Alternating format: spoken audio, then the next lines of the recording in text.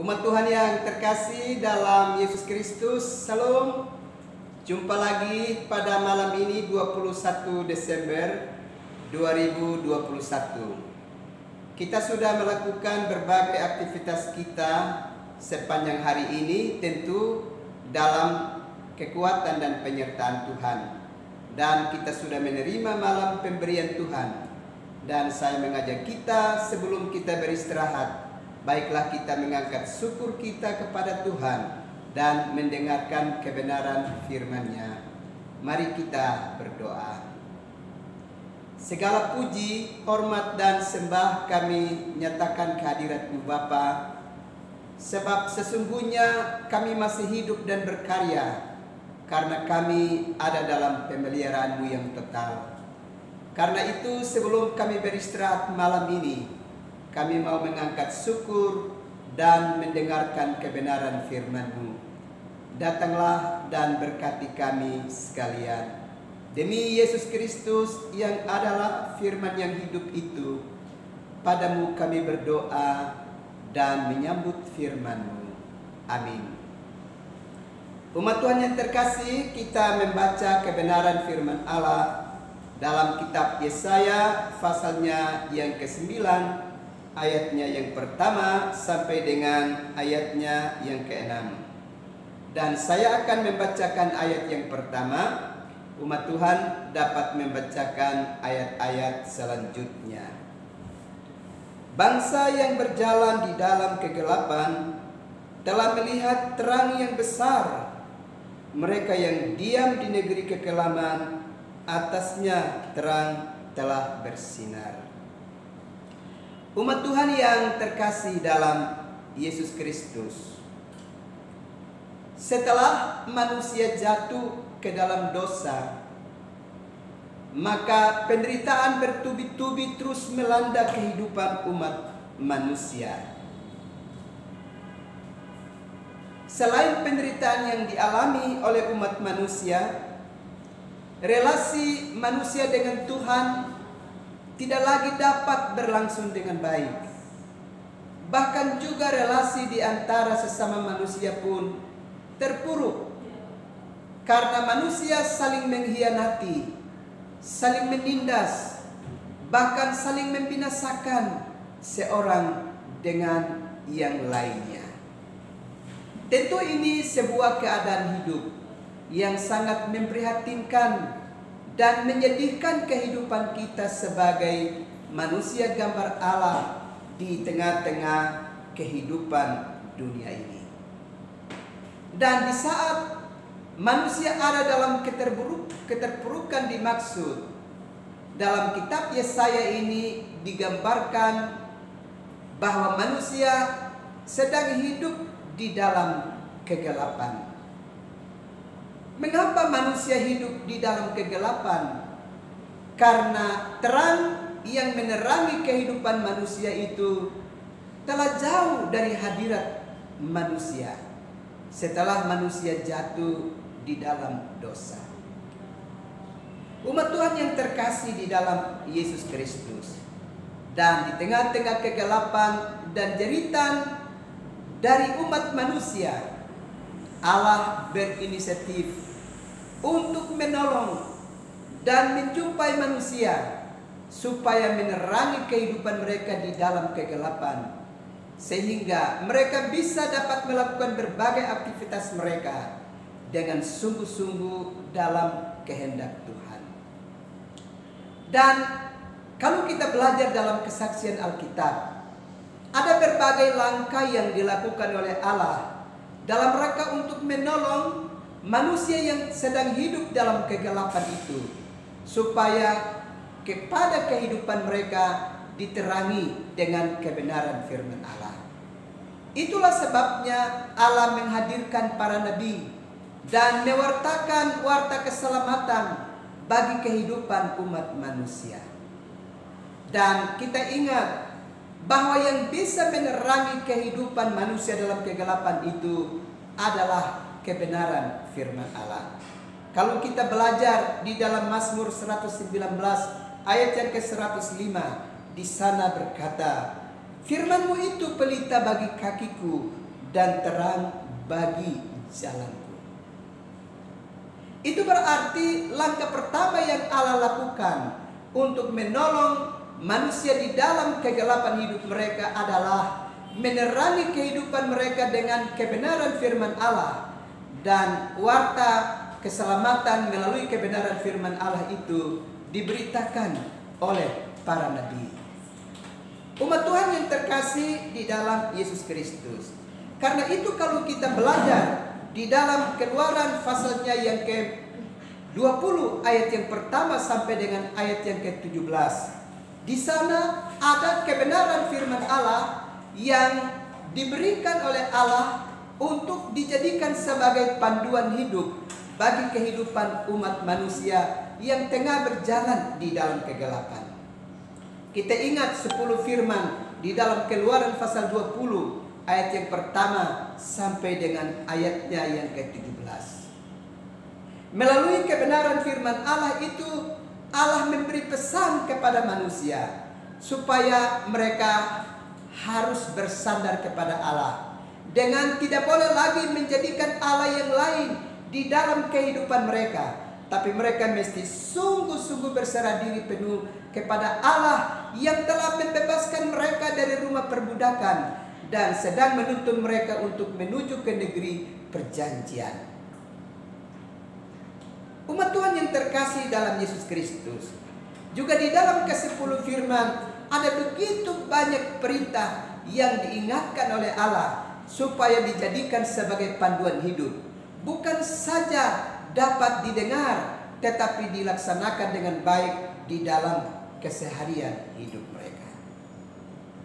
Memang di dalam konteks bacaan kitab Yesaya pasalnya yang ke-9, kita ingat saat itu bahwa kerajaan Israel Utara yang berpusat di Samaria maupun kerajaan Israel Yehuda yang berpusat di Yerusalem itu sedang mengalami kemunduran yang hebat, baik di bidang politik, sosial, ekonomi maupun keagamaan.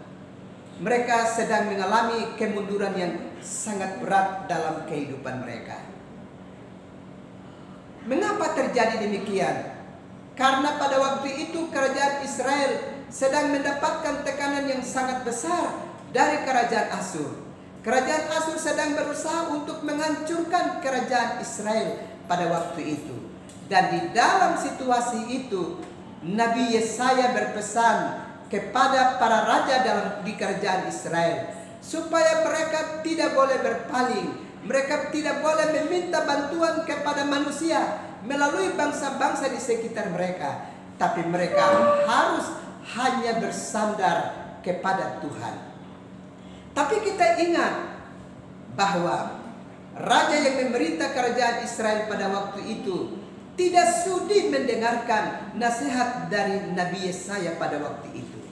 Dan karena ketidaktaatan kepada pesan Allah melalui Nabi Yesaya, maka Israel benar-benar mengalami keterpurukan di dalam kehidupan mereka. Sehingga di dalam bacaan kitab suci, dalam kitab Yesaya pasal yang ke-9 ini digambarkan bahwa Israel sedang berada dan berjalan di dalam kegelapan. Karena memang mereka mengalami situasi yang sangat sulit.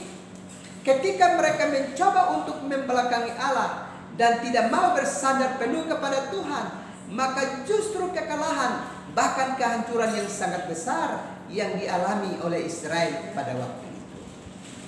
Bapak Ibu saudara-saudara yang terkasih di dalam Yesus Kristus, sehingga sang Nabi mengingatkan kepada bangsa Israel supaya mereka harus benar-benar bersandar penuh kepada Tuhan. Mereka harus mencari hadirat Allah, karena hanya Allah satu-satunya yang bisa menolong dan membebaskan mereka dari tekanan hidup yang berat. Bapak Ibu saudara-saudara yang terkasih di dalam Yesus Kristus, bahkan di dalam ayatnya yang keempat, kalau kita perhatikan secara baik, bahwa ketika Israel tidak mendengarkan Allah dalam kehidupan mereka dan mereka terus melakukan kehendak hidup mereka, maka mereka akan terlibat dalam berbagai tindakan kekerasan bahkan tindakan dan usaha untuk saling membinasakan satu dengan yang lainnya. Tetapi perbuatan-perbuatan yang demikian itu hanya akan menjadi umpan bagi api. Perhatikan baik-baik di dalam ayat yang keempat di dalam bacaan kitab suci ini. Sebab setiap sepatu tentara yang berdarap-darap dan setiap jubah yang berlumuran darah akan menjadi umpan api. Bapak, Ibu, saudara-saudara yang terkasih di dalam Yesus Kristus.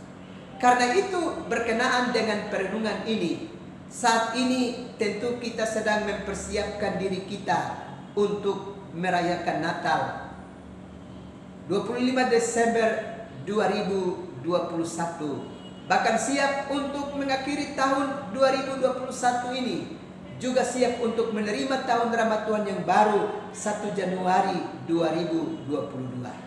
Mari, hendaknya kita mendengarkan apa yang diperintahkan oleh Tuhan bagi kehidupan kita. Pengalaman yang dialami oleh Israel adalah mereka tidak mau mendengarkan apa yang dikatakan oleh Nabi sebagai penyambung lidah Allah yang telah mewanti-wanti kehidupan mereka untuk mereka harus benar-benar bersandar kepada Tuhan. Tetapi justru umat Israel tidak mau mendengarkan peringatan dari Nabi Yesaya. Mereka justru mengambil langkah menurut kehendak mereka, dan akhirnya mereka mengalami kegagalan dan keterpurukan di dalam kehidupan mereka. Karena itu, sebagai umat percaya masa kini, mari kita taat pada apa yang diperintahkan oleh Allah kepada kita. Jangan pernah kita mengeraskan hati kita di dalam hari-hari hidup kita.